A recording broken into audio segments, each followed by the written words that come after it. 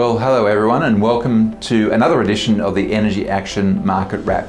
My name is John Huggart, I'm the CEO of Energy Action. So in the market this week, electricity prices remain weak due to a combination of lower demand, increasing renewable supply and certainly greater competition for market share amongst the energy retailers. New South Wales and Queensland prices are pretty stable, while South Australia and Victoria we're seeing a continuing lower downtrend.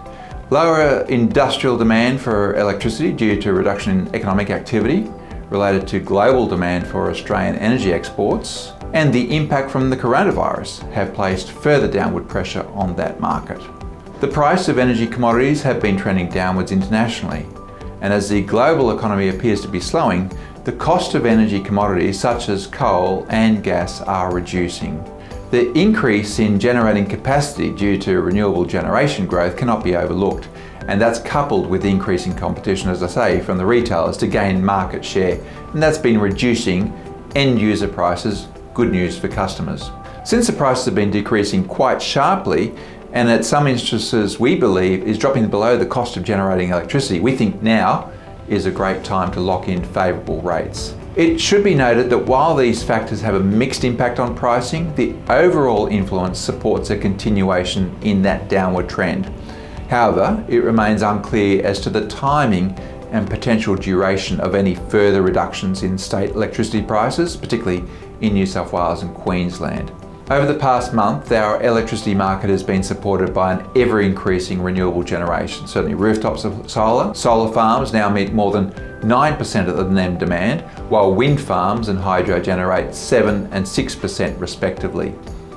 Still, over 70% of the NEM demand is met by coal-fired generators. As the price of coal reduces internationally, it should reduce the cost of generation of electricity domestically. Gas power generations make up to about 8% of the NEM currently. In the gas market, it's also been improving on the back of reduced international demand, and that's increased the domestic supply and therefore reduced prices for Australian users. We expect wholesale gas in the short-term trading market to be priced around $5.80 to $6.50 per gigajoule during this first half, but the retail gas delivered to be around $9.95 to $10.50 per gigajoule.